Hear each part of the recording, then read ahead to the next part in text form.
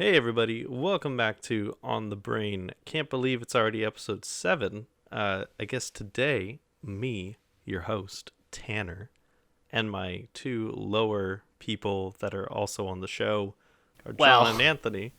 Don't know if that was necessary. Yeah. Whew.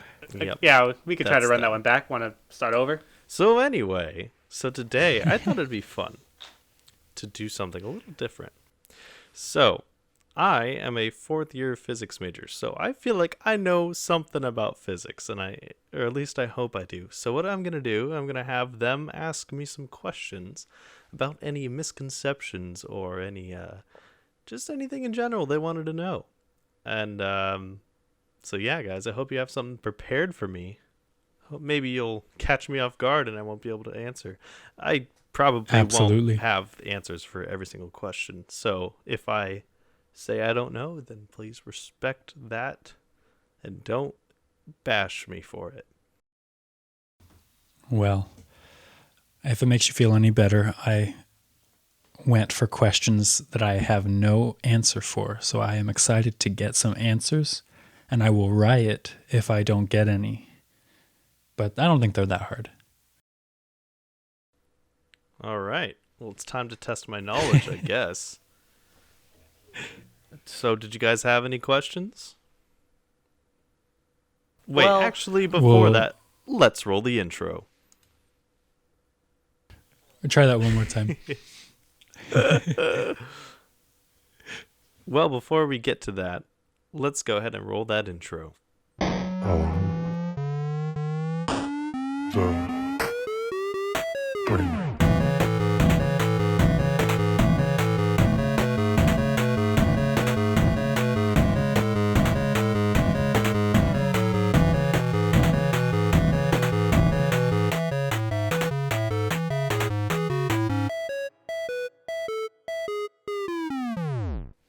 All right, fellas, hit me.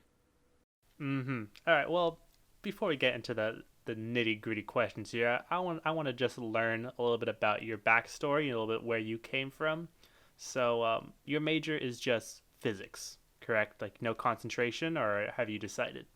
No concentration at the school that I go to, but when I'm looking to apply for grad school, there I will have to pick a concentration, but I'm kind of leaning towards computational physics, which is simulating or solving hard problems using using a coding language.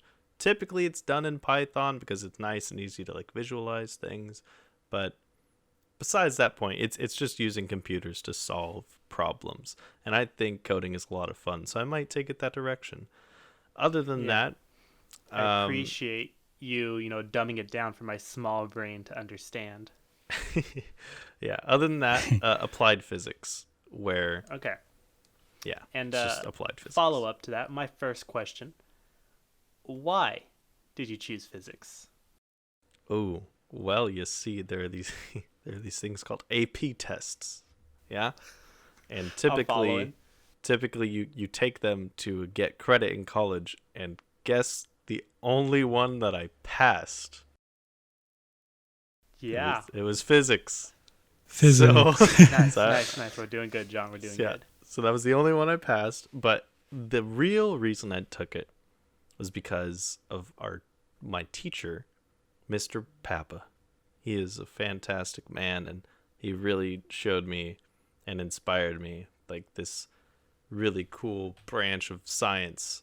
I always knew I kind of wanted to go into math or science, but when I took calculus and physics at the same time, it kind of all clicked, and I was like, oh, math is actually useful, and I was pretty good at it, and so I was like, why not? I'll give it a shot. Very cool. I want to ad-lib a question real fast. Because you mentioned computational physics and simulations, my first question to you would be, do you think that we are in a simulation? It's probable that we could be. I kind of take the approach that, like, I don't really care if we are, because it doesn't change the situation that we're in. But what I've heard is that Mhm. it's kind of more probable that we are in a simulation than we aren't. Because imagine if a universe, the parent universe, discovered how to make a simulation, right? And that was the only true universe. And then that simulation figured out how to make a simulation, assuming that they could because the original people did it, right? So now imagine that there are these like infinite numbers of simulated universes within simulated universes, but there's still only one real universe, which if we can assume that it was actually real, then it's actually more probable that we are in a simulation than aren't. Interesting. But I don't So really because care. Under the pretenses that the simulated reality is capable of generating a simulated reality, right? Yes. yeah, so since Okay. we were able to create simulations, where it be either VR, video games, or just even something as small as like The Sims, since we're able as a human species to have created these things, who's to say that we're not one of these things to someone else? That were Right. Yeah. And that's an interesting thing because I know I had brought this up to you, Tanner, a while back, but it's a little mind-boggling to think that there are only 5 ways that we as individuals connect with the world around us with our 5 senses. And I feel like that's just missing so much of experience in reality. Or you could argue that reality is what, or you could argue that reality is what you experience. So it could go either way. But yeah, fascinating question and fascinating answer. Yeah. Yeah, I remember when you asked me that. It's a really interesting thing to think about, how we only have our 5 senses, and yet our 5 senses are so limited to what we can experience, right? So like you mentioned that like sight is like there's an entire electromagnetic spectrum out there, and yet we can only see a tiny fraction of it in visible light. And everything outside of that, it exists, and we can detect it, but not with our bodies. And like we're kind of missing that. And the same thing applies to anything else with our senses. I mean. And for me, it's like I've heard the argument that it would be very power hungry to create a simulation with such detail. And then I'm someone with glasses and I can barely see, and it's like they're not generating that much information for me. It's pretty straightforward. Yeah. So And that's kind of how I feel about the color spectrum, is that like I'm colorblind, mildly colorblind, but still like I can't see some of like the greens and browns and deep reds that you guys can see. exactly. So it's And like is my even- reality that much different from yours just because I can't see those colors? Yeah, and same Yeah. over here. Like I always grew up, being not colorblind at all, having 20/20 vision, and it sucks. Sometimes you have these people, trying to relate, and you can't sometimes. So it's just hard. Well, we all, regardless of the level of sight, all of our eyes cannot process all of the color that exists. There are mantis shrimp that can see billions of colors that we can't see, and pigeon birds look gray and dull, but they have these beautiful UV markings that make them these gorgeous birds that we don't even see as gorgeous because they just look gray to us. So, Well, I mean, I wouldn't say all humans can't, John. I mean, like I said, I got 20/20 vision over. I don't know if I don't know. Really. But got some superhuman eyes. but Tanner, help me develop a picture more of your area of expertise a little bit here. So like outside of just your classes, is there anything else you do to apply physics either in your free time or like clubs or activities, things like that, just to help me understand? I should do more. I am in the physics club, but only recently, and we don't really do much as a club over Zoom. Like I think there are like Right. club meetings and like whatever, you can like go to like study groups and stuff. But kind of outside of that, sometimes I apply physics into different parts of my life. I try to like study outside of my classes, like different areas that I normally wouldn't encounter, or like try to develop kind of conceptual understanding for things that I'm going to learn later, or Yeah. just try to narrow down that field of that I want to study. It just sucks because I want to study it all because it's all so cool, but in reality, it's Well, yeah, kind of and boring to learn and do all the math for. The concepts are really cool most of the time, but yeah, learning is a continuous process. You can always learn. So I would say that, as long as you're learning now, eventually you get to the point too where you'll be able to just apply all of it you have learned and then focus more on it, which is the point of college, yeah. So Um, just keep on learning. I guess I don't really fully understand the question, but one application that I have done with physics is I lived in this room that had horrible Wi-Fi service, and because the router was on the other side of the house. And so I built little kind of like parabolic reflectors to boost the signal in my room, and it actually worked really, really, really well. And I thought that was really cool because I was able to use optics like directly in my life. That is uh, insane. yeah, it was so much fun. I mean, that's really cool. So what has been your favorite class so far, and what was it about?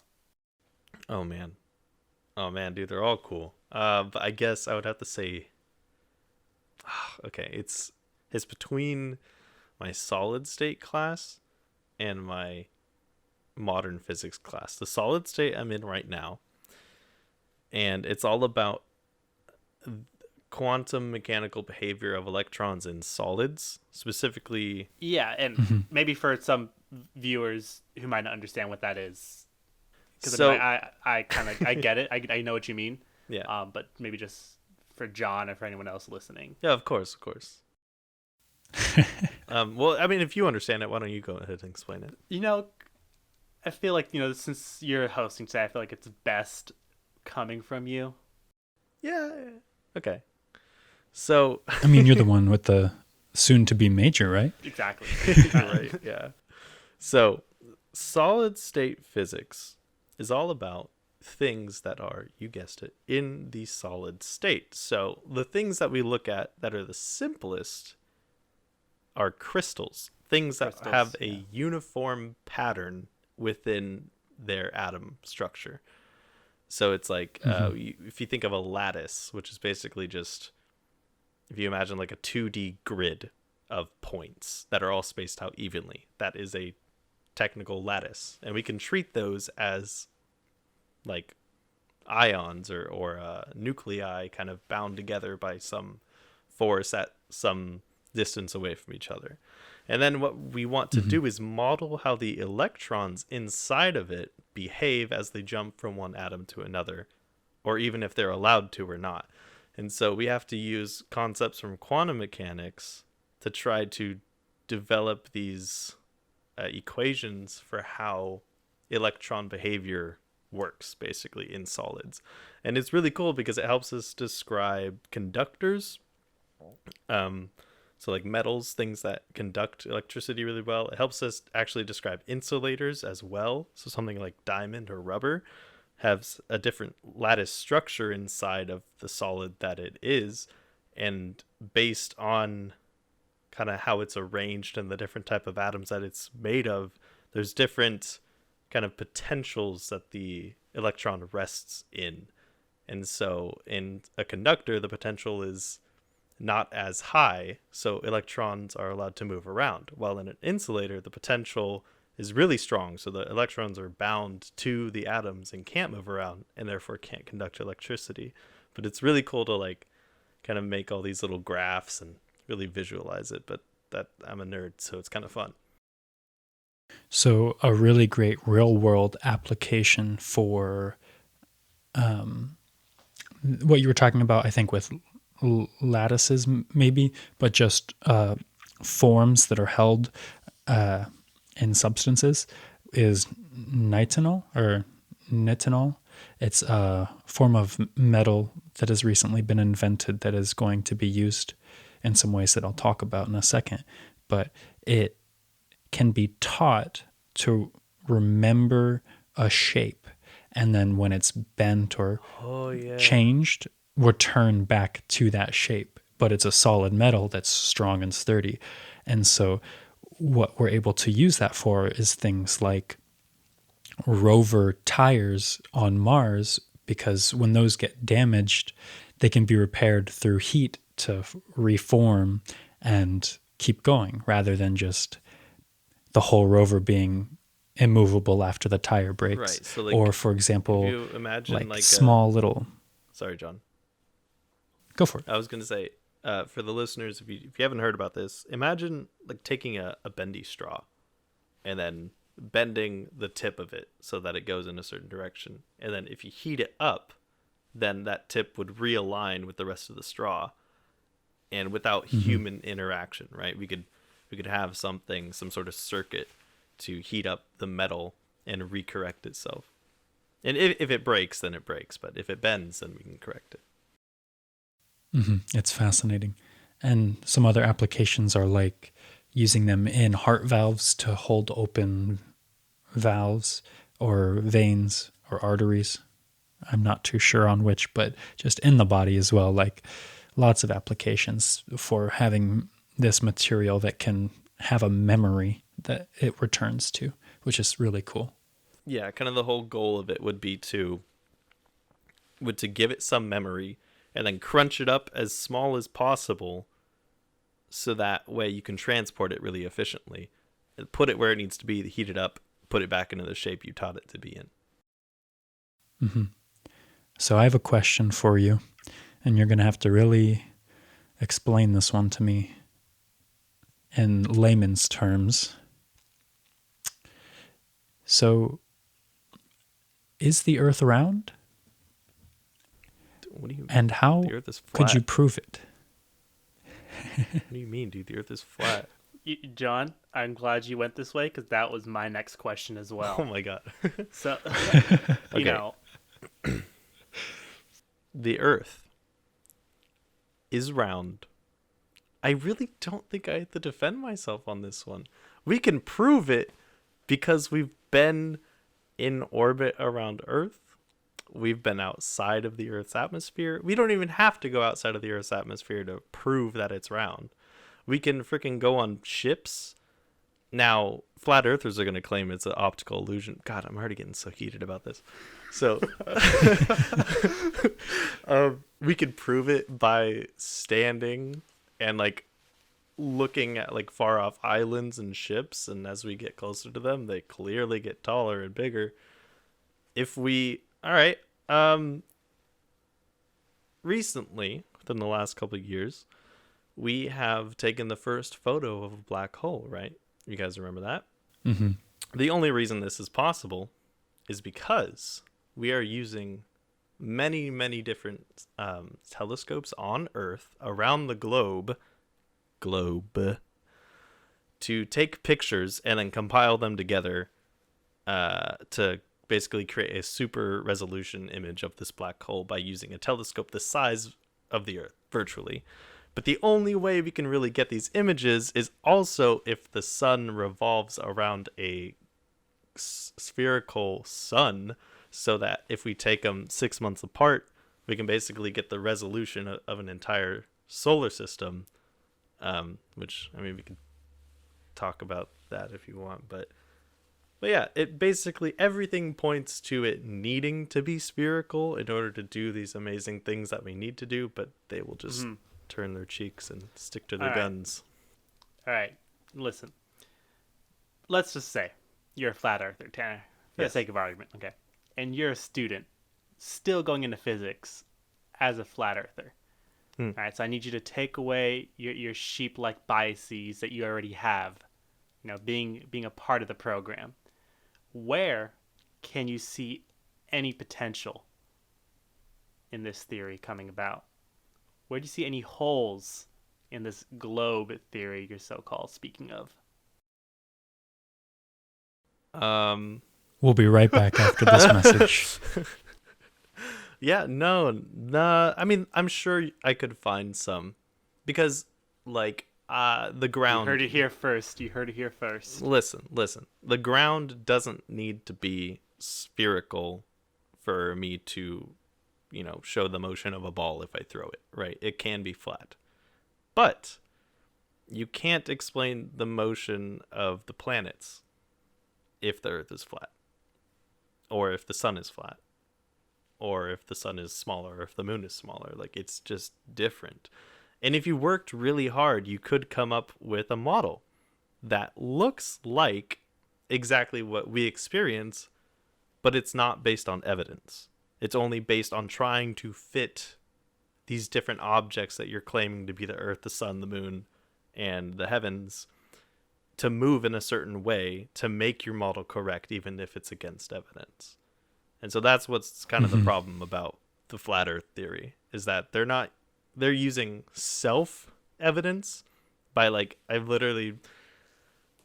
there's like a documentary on Netflix came out, and first of all, most of being a flat earther is based on religion, because in the Bible and some other religions they say that the Earth is, this flat disc, and there's multi layers that are of, like, the heavens that are, like, perfectly spherical around the Earth, that the sun, moon, and the stars all kind of, like, orbit on,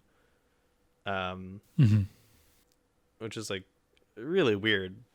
But I mean, all you gotta do is, like, just read, Stephen Hawking's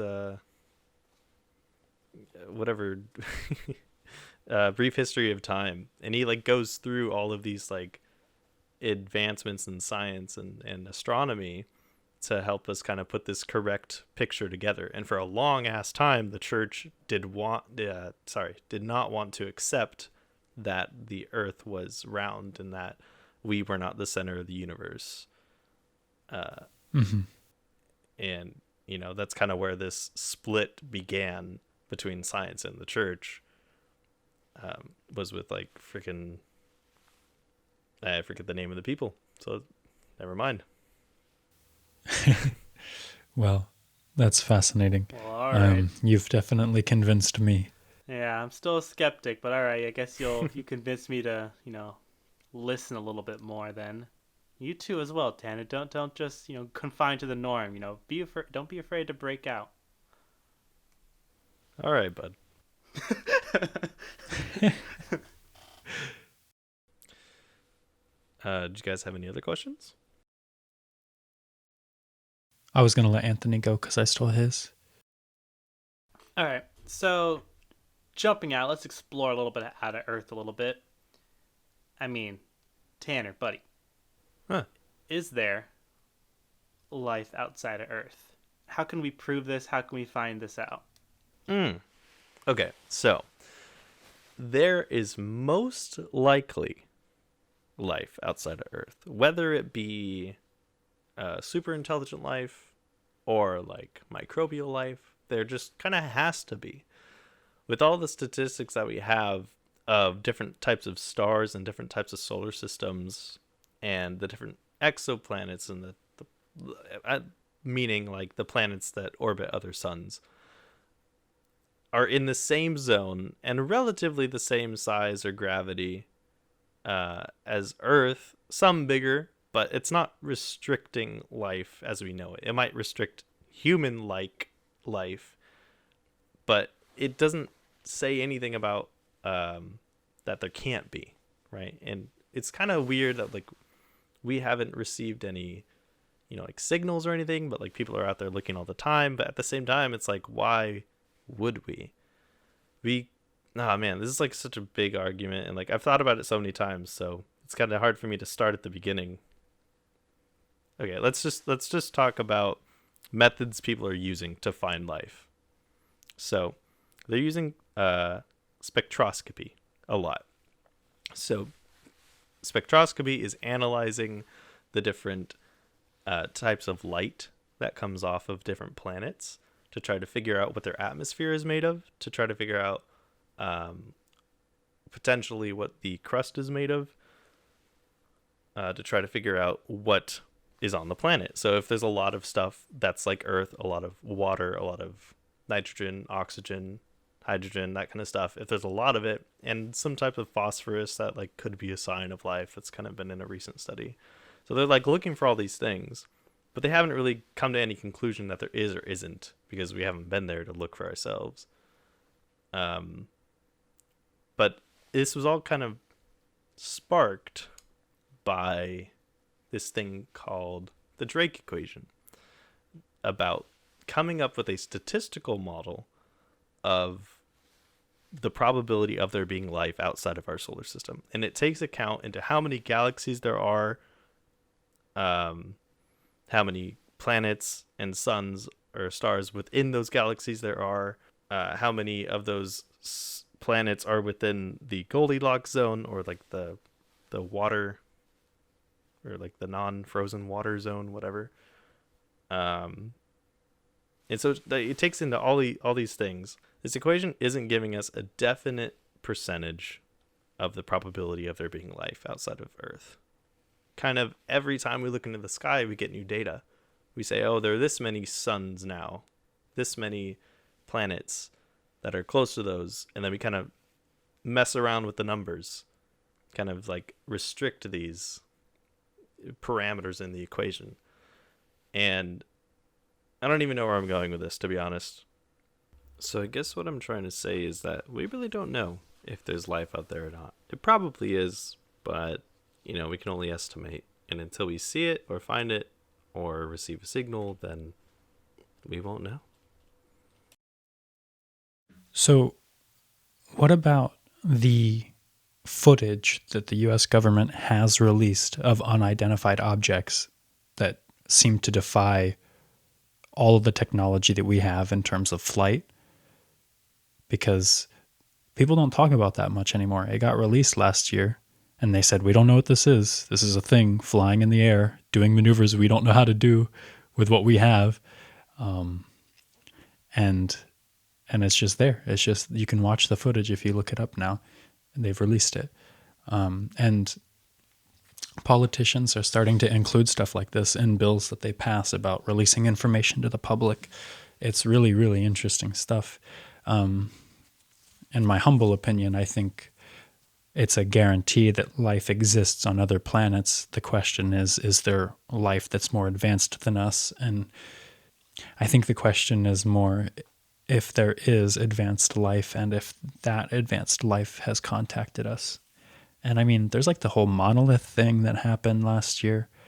Who knows if those were art installations or not, but some monoliths started popping up around the planet. It's just, there's crazy stuff happening here.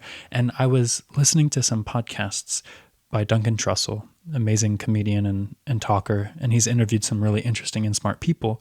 But in some of the episodes that he's talked about extraterrestrial life, they talked about things like the internet being the method that life would communicate with us. I mean, using technology to communicate seems so much more practical and safe for species to, embrace and give a message like we're here, or, that's what we're doing. Whatever it may be. Exactly. And it seems so primitive and primal to look outwards and upwards to find life when we should be looking at what we're engaging with on a day-to-day basis. And that ties into this idea of EI, not AI, but EI. Extraterrestrial intelligence? No, I don't remember the first. No, it stands for something along the lines of an artificial or an intelligence or an entity or a consciousness that is developed through shared thought. So the idea of us thinking about Slenderman, for example, collectively thinking about and believing in Slenderman would make an EI that is Slenderman. EIs could theoretically exist through the internet and through sharing information online and believing in what you believe in and thinking about what you think about. And theoretically, we could then engage and interact with these entities through virtual and augmented reality. So this is just thought experiments on extraterrestrial life and on other forms of life that could be interacted with. It's an interesting point, but it definitely is getting into metaphysics too far to the point where you're asking kind of like, oh, well, if it's possible to, gather together and fully believe that there are these like EIs, then you're basically creating consciousness in a way, or using consciousness to create something. And then it's the question, oh, well, what is consciousness? And then that's beyond the scope of physics for now. We as a species have gathered together on this rock and decided that we're conscious. We are animals and biological machines that have gathered and started to interact, and now we're all thinking that we have consciousness, and we're all I wouldn't say we individuals decided to be conscious. I think we just have decided to agree that. No, we I don't think it was a decision. Conscious. Yeah, that's what I mean by that. I don't say that one day a Neanderthal or an ancestor decided to start thinking about the ego and the id, but it's like you said, it could be a process that has happened through that. It's interesting to think about. But to tie that into extraterrestrial life, yeah, I think that technology and the internet seem like a more realistic approach to how life more advanced than us would connect. Yeah, I would definitely agree. And that's why there are a lot of people, a lot of fanatics and alien believers that are constantly looking up at the sky, constantly trying to get signals from other places. And there's been countless times that like people have thought they found aliens, but most of the time it just turns out to be some quasar or something that's like spinning in space, giving out a radio signal. And like, all you have to do is when you find it, you look into it. And if it's not, then it's not, So, I mean, think until that day, I hope people keep looking. Yeah. Asking questions is good for the soul. Or good for your energy, Yeah. I don't know about you guys, but I think now might be a good time for sharing time. Sharing time. Hello, welcome to Sharing Time, where we share all the things you need to know, as well as some just fun things you should know. Hello, welcome.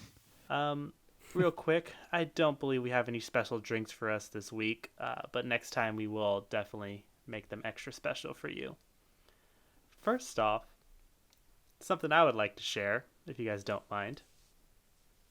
Go ahead. Shoot. I don't know about you guys. Are you guys much stock people yourself? You guys play the gambit of stocks? I don't gamble, but I invest in my future. There we go. That's what we like to see. Well, look, I tried, man. I tried trusting the memers this time. I missed. Listen. I missed out. I wasn't investing before Tesla got super big, and I was a fan of Tesla at the time. Like, I was always saying, oh, it's gonna blow up, but I just never thought it to be a smart idea to actually throw money in there. So I missed out on Tesla. I missed out on GME and AMC. I just didn't get into it, and by the time I really saw it picking up, I thought it was too late.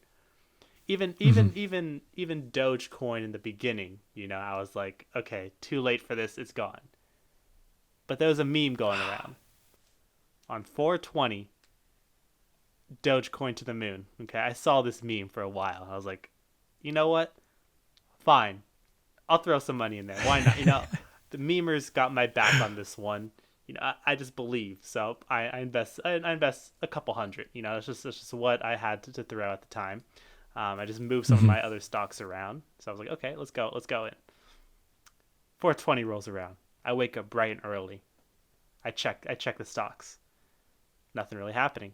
It's kind of maybe up or down, just maybe a few, and if you don't know, Dogecoin, it's at like 40 cents. It was at 40 cents on the day of 420 in the morning. I think I bought it around there as well. Little throughout the day, just checking it, 35 cents. Wow, okay, that'd be better. Go onto Reddit, go r/Dogecoin, check it out. See what's going on. All the memes are waiting. Everyone's just waiting for, America to wake up or for Europe to wake up. Everyone's just waiting. Day keeps going on and on. Drops all the way down to about, 30 cents. At this point, I'm down. I'm down a bit.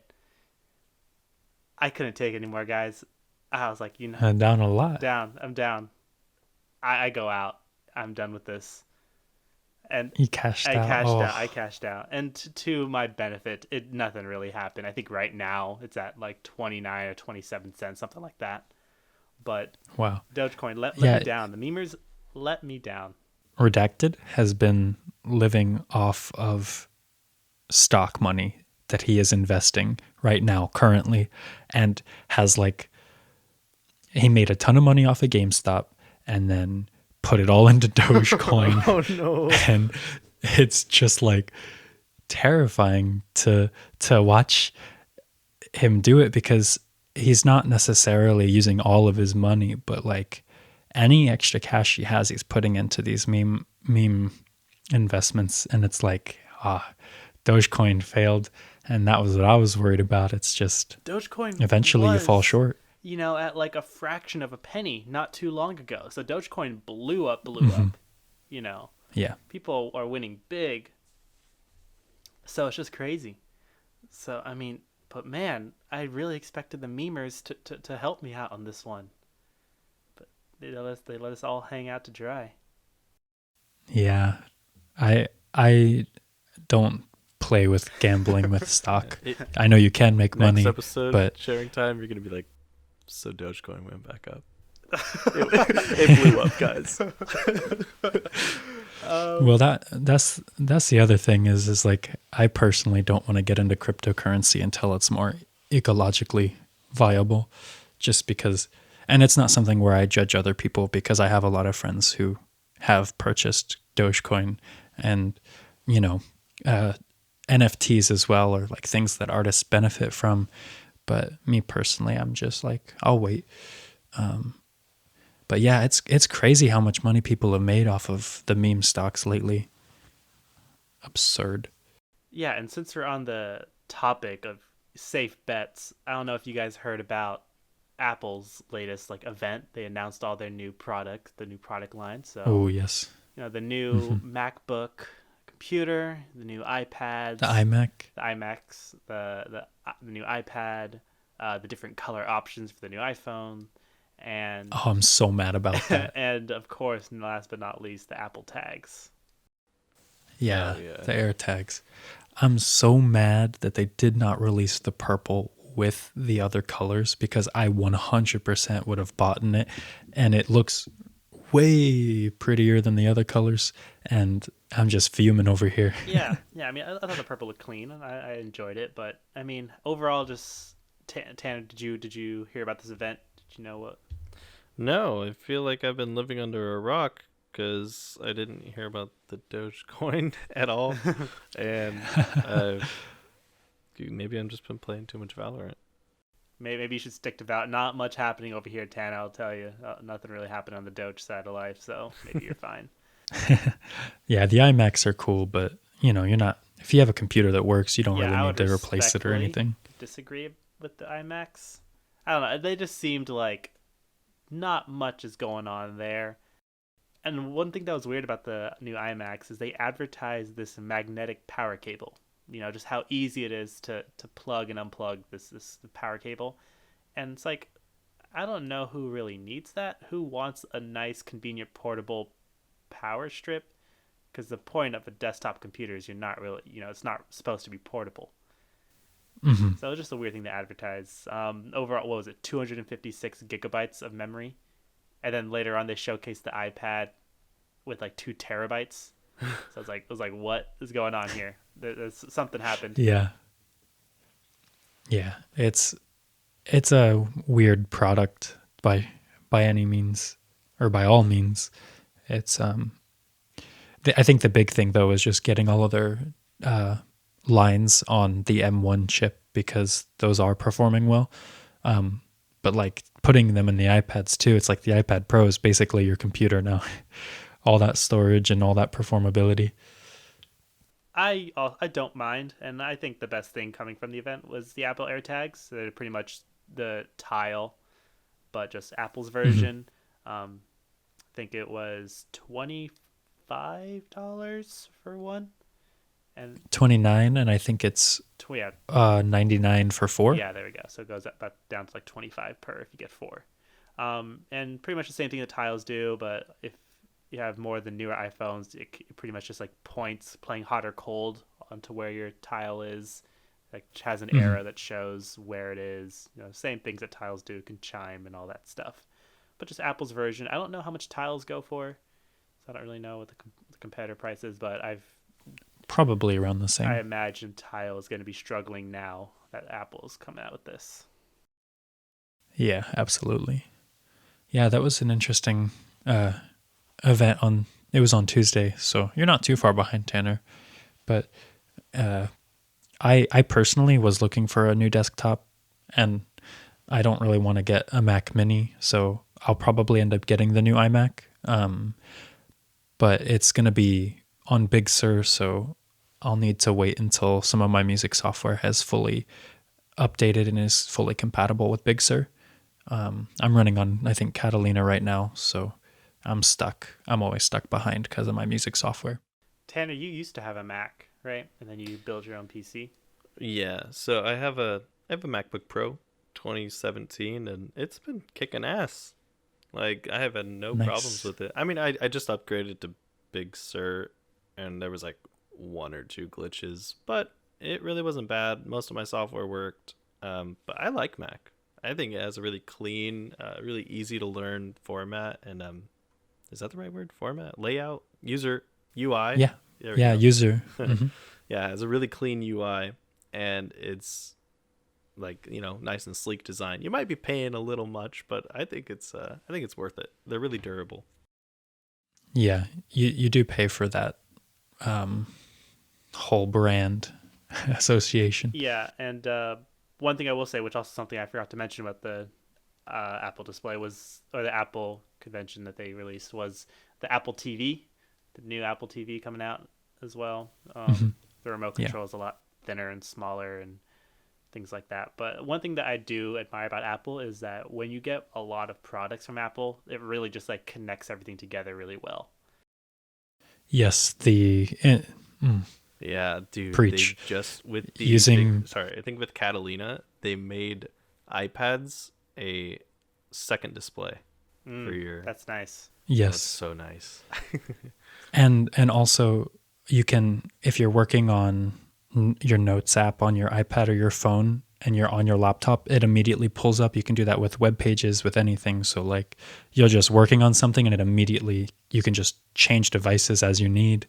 It's all like just so interlocked. It's beautiful. Yeah, but awesome. Okay, moving on from Apple, I had a couple more things to share. I remember last time we talked, I mentioned Ludwig's subathon stream, how he was streaming for a month straight.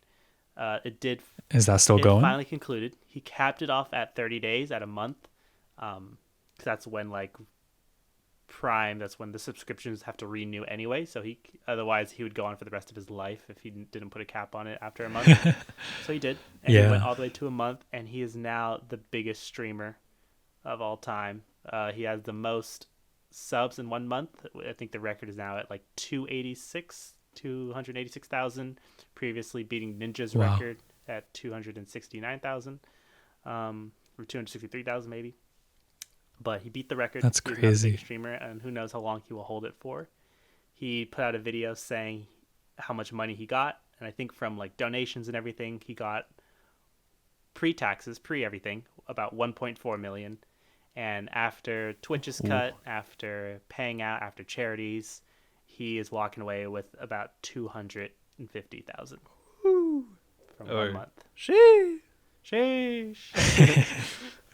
Yeah, that's crazy. I mean, he's only going to be at the top until we are, so fair enough. We're on. You better watch out. It was funny. He actually did mention when Ninja first got the record in 2018 from Fortnite, he was streaming with like less than 20 viewers. So it's just interesting. That's crazy. Will be the next Ludwig. Will be the next biggest streamer. Who will it be? Interesting. Dang. Thank you for sharing that. I've got something to share, if you don't mind. Okay, so this isn't necessarily a current event, but it's a current event in my life.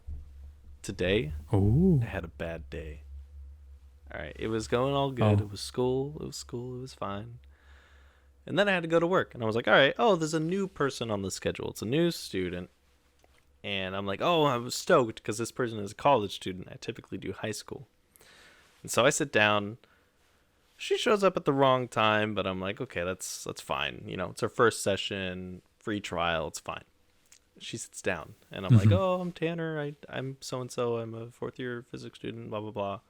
And she needed help with Python coding. So she sits down with a Python book and a Java book. And I'm like, huh. She's like, how many courses have you taken? I'm like, oh, I had to take 2 courses, but they were physics focused. So we solved physics problems using Python, but I still know all the basics because I had to learn the language. I know how to read Java and I can kind of follow the flow, but I'm kind of bad at writing it because I haven't done it that much. And she's like, okay, then let's focus on Python. And I'm like, yeah. And so then I'm like, all right, do you have a laptop? And she's like, no, I don't have it with me. And I'm like, well, this is kind of awkward because we're going to be coding, but she don't got her laptop. And so I was like, okay, well, maybe we can just do it without. So she's like, here, what if you read through this textbook and we can do something? I'm like, well, I kind of need to know what you know. Like, what do you know? What are we doing here?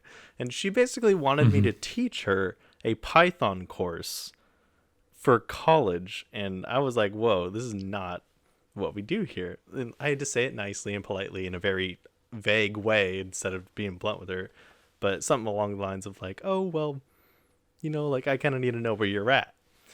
And tutoring is not teaching. Yeah. And so she's like, oh, well, what if I go get my syllabus? And I'm like, oh, well, I mean, I guess I can do that.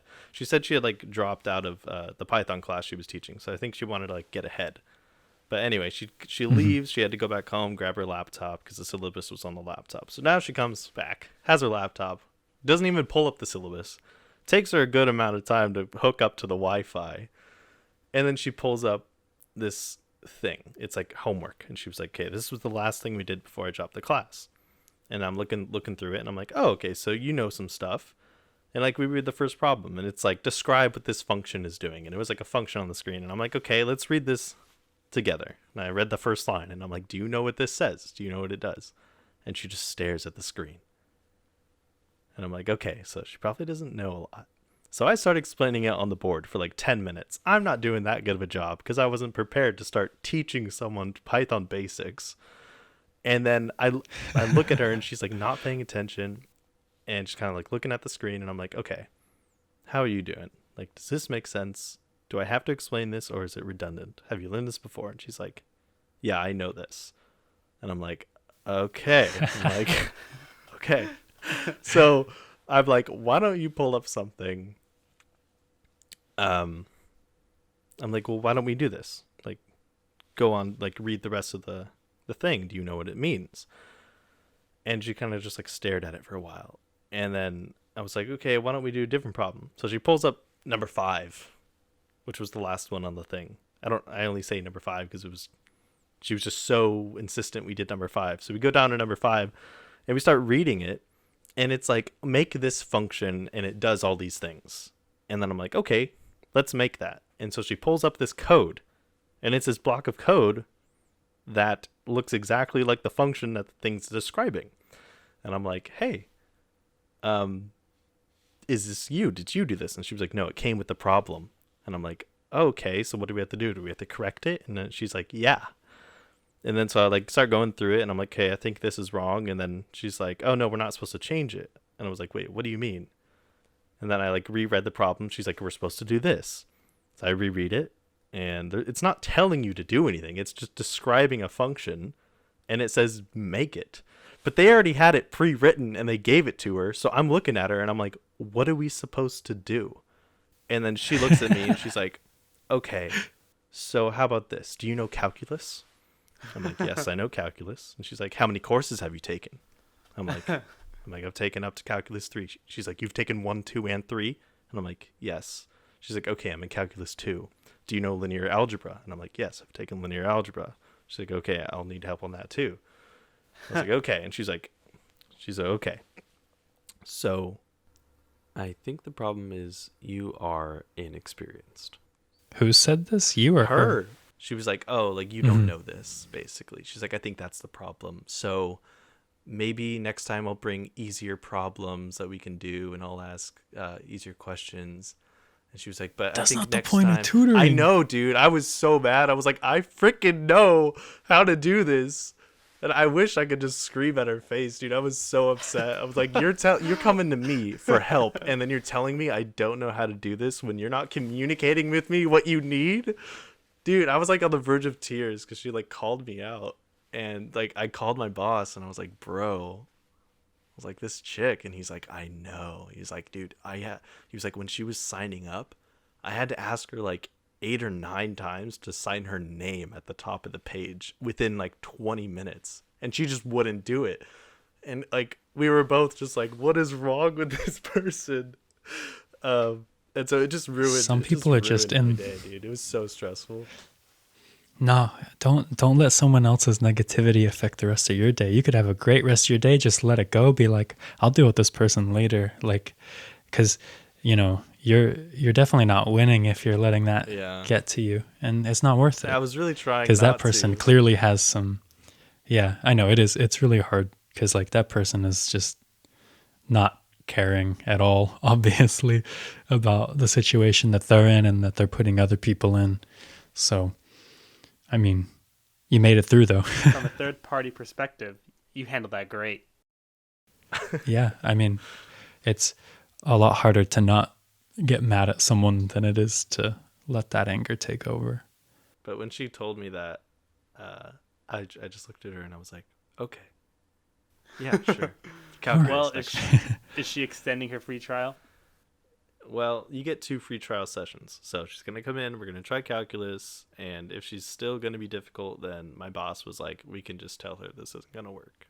I was like, thank God. Well, I get the feeling that'll happen, and I'm excited to hear the story of the next time you work with them. You're great, Tanner. Don't worry about it. Thanks, man. All right, so I do have one thing to share, and that's a book I finished reading by Alan Watts called The Wisdom of Insecurity, A Message for an Age of Anxiety. It's only 150 pages, 52. And I believe it came out around the 60s. It's great for someone who's dealing with anxiety, and I think even though it came out so long ago, it still really hits to what we're dealing with now with like a global pandemic and everything. But it gets into all sorts of stuff like time and the present moment. And I was going to actually ask a question later on and we'll get to it and I'll bring this up again. But yeah, it's a fantastic read and it's more philosophical. So if any of you listeners out there like that sort of stuff, definitely check it out. Awesome. Thank you, John. And my one last update on things you might need to know is PewDiePie, the king of YouTube that we all know and love, is no longer the king. He has been passed on subscriber count.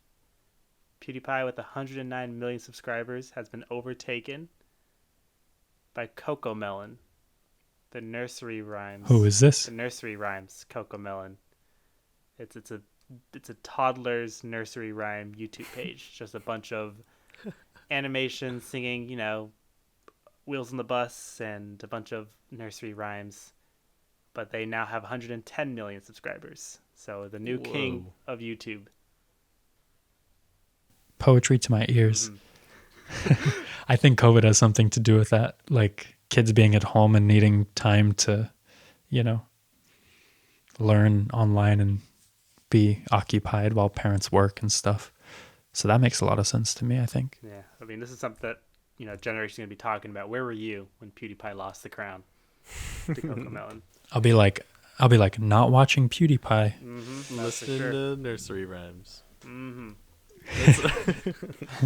I'm about to go subscribe and help get that just a little bit higher. All right. Okay. I think that wraps up sharing Let's time. wrap it up. Till next time. I think we've got a little bit longer to go for a few more physics questions.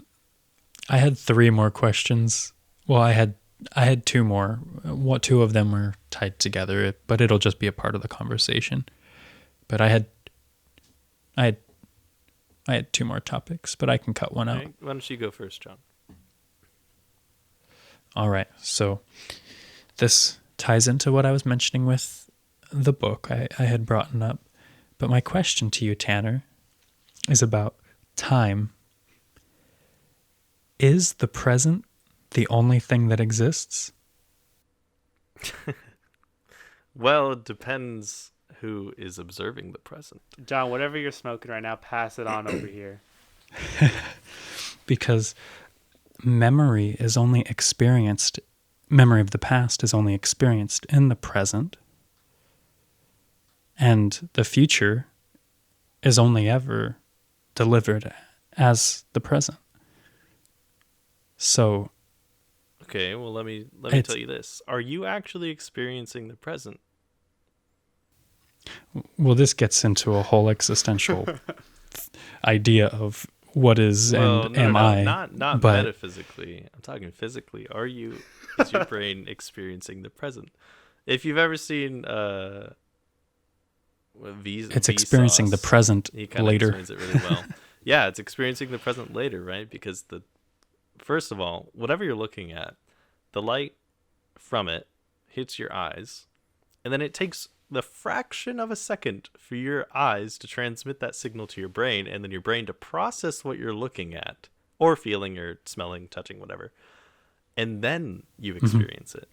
So to you, you're experiencing the present, but you're really experiencing just a fraction of a second ago. Now, it really doesn't matter because it's such a small fraction, but kind of makes you think.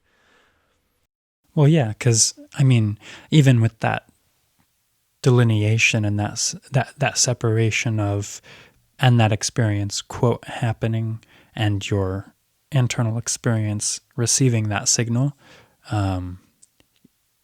your internal experience is still only receiving it now. So yeah. So to you, it's so interesting to it's explain. And now you could also think about this as, you could say, either there is no present, there is the future, and there is the past, or you could say there is only the present, and there is no future, and there is no past. Okay, but what does it mean if there's no present and only the past and the future?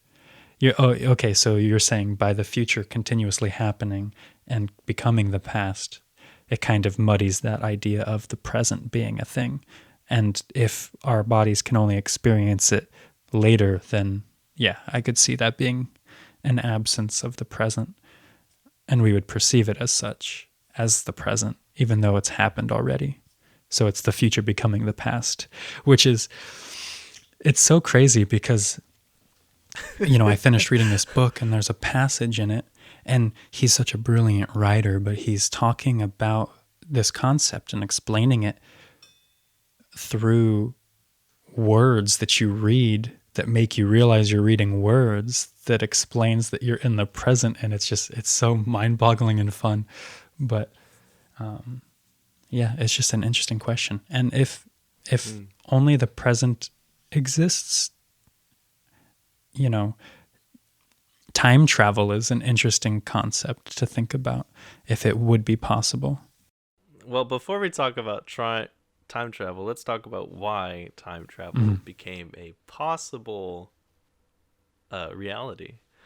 Well, Einstein basically formulated his equations of relativity, not general relativity. We're talking special relativity, which affects the observer and how much time they experience, lengths, masses, energy that they measure, type of stuff. So he figured out that for moving observers, time runs slow. So that means if you were to take off in a spaceship and go really, really far away, really, really fast, you would experience less time than I would standing here. If you were to return, you would be younger. If we were the same age and you left and came back, you would be younger than I am.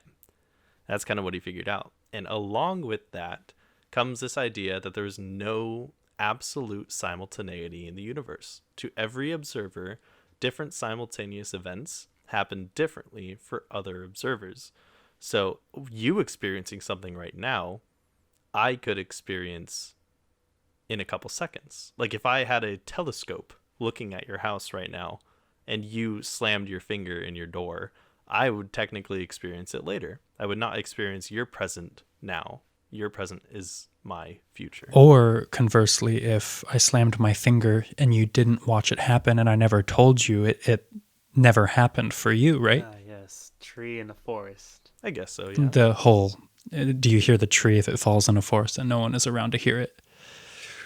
So, Well, yeah, but that doesn't mean it doesn't happen, right? If you can come to me and tell me that it happened, then it probably happened. yes, but I'm saying if I don't tell you, so you never know, and you never witnessed it, it is the same as not happening. And this is really scary when you get into politics and everything, which we don't have to get into, but those sort of bubbles that get created of reality where people think and are fed information and only get the information that they're fed, and it can be dangerous even. Yeah, and I have something that's kind of relevant to this. I heard a theory from a credible source. I can't remember at this TikTok. All right, it was TikTok, right? But the theory still remains. He was talking about, when you're in the present and you're recollecting on an event, and if it's a negative event, you have a feeling of regret. You're thinking about this feeling. You're trying to play out different scenarios in your head, how things could have gone. You have this regret feeling. Mm-hmm. When you're in the present, though, and you're anxious for something, or if you're nervous about something, you almost have like this gut feeling talking about you not wanting to do something. You just have a gut feeling that this is a bad idea. What if that's you from the future regretting and sending yourself this emotion and averting you from going down that path? Yeah, it's really fascinating to think about stuff like that as well, because you get into extraterrestrial life and time travel and everything, and it's like if if we're where we need to be to live life happily, like wouldn't extraterrestrial life be like, hey man, stay there, quit trying to leave? Wouldn't you could also argue like if we were to have left and came back, we'd probably look really different. Our species would evolve separately in space than it would on Earth, and it would look alien if a species came back to us that came from us, It's fascinating. Gray little people, black eyes, huge heads, 4 limbs, Yeah. Gosh, that's crazy. I really like that idea, Anthony. Thank you for sharing Oh, that. jeez. I guess people with chronic anxiety just regret a lot of things in the future. Yeah, but then you get into this problem where if you're always anxious, you never do anything and you're not really living life. You're just worrying about the future. So there is like a balance where you need that internal division of, oh, I shouldn't put my hand on a stove, or I shouldn't, I should worry more about if I can pay my bills on time. But definitely you don't need to be like, oh my God, we need to have this next major earthquake or I need to be prepared for it because it's going to happen and I don't know when, and I'm going to spend all my time worrying about when the next major earthquake is going to happen. Yeah, crazy. Because, that kind of stuff, it happens, All right. Well, but I have one last question. you just have to roll So, with the punches. So, Tant, from, a physical standpoint, Mm-hmm. maybe even a psychological standpoint, but from all of your years of knowledge, can you tell me what you think or what you come to have realized happens after death? I feel as if, I kind of take the standpoint that consciousness is just neurobiology. It's just neurons firing in our bodies, and that's kind of what creates consciousness. And I think when you die and when that stops. But that's just my opinion. So I know some other people may think that like, oh, consciousness lives within like the being or in like the atoms that make up that being, not necessarily just the neurons firing. and therefore life technically can go on after death, and you might just experience it differently, right? You could experience your own Sounds body insane. decaying. I actually had a dream about that once. It was pretty crazy. I died, but I didn't stop being conscious. I couldn't see, and I couldn't hear, feel, or touch anything. I was my body, and like bugs like started coming in like the coffin and like decaying me, and like I was being spread out through the earth by these like bugs and like the dirt, and I was like dissolving, and eventually like plants sprouted up above my grave, and like I was the plants. It was so cool. It was such a cool dream. But sadly I don't believe that. I think you just die.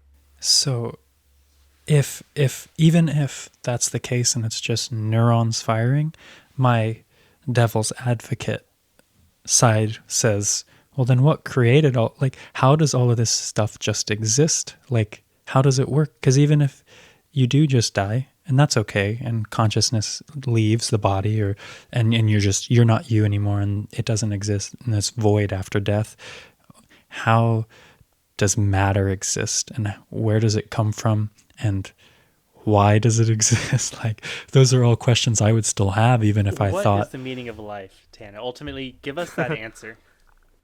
The meaning of life is what you make of it. You know, I take an existential standpoint on that. We create meaning for our own lives, but I don't see life as meaningless without meaning either, though. So it's kind of this mixed, weird view. Yeah. I think that although we do create our own meaning, that is subjective to the person. Just being alive for me and making relationships is part of my meaning to life. Yeah. And school is my other purpose, and Just getting a job one day is another. Having a girlfriend is one. It's like it's all these little things that add together. experiencing life. And I don't think it could be. Yeah, it can't be quantified with physics. And that's just me. Beautifully put. I mean, yeah. That's why I've been focusing so much on like philosophy lately and mindfulness and living in the present moment, because, regardless of what the answers are, I want to be aware and conscious of every second that I have and enjoy it to the best of my ability, and accept that it won't always be enjoyed. But, I feel like an hour can fly by. I don't want 40 years to fly by. I'd rather, think and be aware for all of it and enjoy it. So I really appreciate you guys being here and conversating and being in the present moment with me, because it's fun. I enjoy talking with you both, and the listeners as well. I'm glad you get to hear it all. Yeah, hopefully my rambling wasn't too bad. I hope there was some logic in what I was saying. I'm sure we could edit it to make it sound like it was logical. Yeah, it was a lot. Yeah. Well, I will make sure that in post we all sound smarter than we did. I'll add a master's Leave a comment degree if it worked to each of us. Yeah, let us know who you think the smartest Yeah. is. Text me at... Wow, I can't believe you actually put your number in. Yeah, I know. I don't know if everyone is going to have the newest phone or anything, but Apple just released their new and phone numbers are just different now. Okay. I guess that's it. Awesome, Tanner. Well, thank you so much. It sounds like you got some homework to do now. Definitely got to brush up on your flat earth theory, Yeah, I guess so. overall life, and Dogecoin to the moon. Got to freshen up on everything. Thank you to everyone who's listening. I know you're on YouTube because that's the only platform we're on right now. So if you could please subscribe, that would be awesome. And soon we'll probably be branching out to your favorite podcasting apps like Apple Podcast or Spotify, or if you listen to them on Google, we'll probably end up going there too. We're still working out the kinks, but we'll let you know when that goes live. And since you're scrolling down to subscribe, you might as well leave a comment. We want to hear from you. We want to answer all your questions, or if you just want to tell us something that you like about the show, that'd be really awesome to hear, and we really want to engage with our community. Well, I guess this kind of concludes our episode, so I guess we'll see you in 2 weeks. Yes. Imagine that but you're real. Imagine that. That simulation.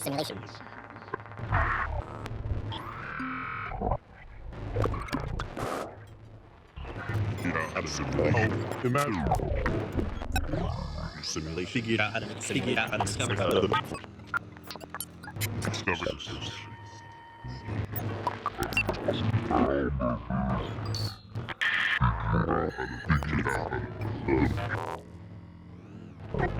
Discovered how to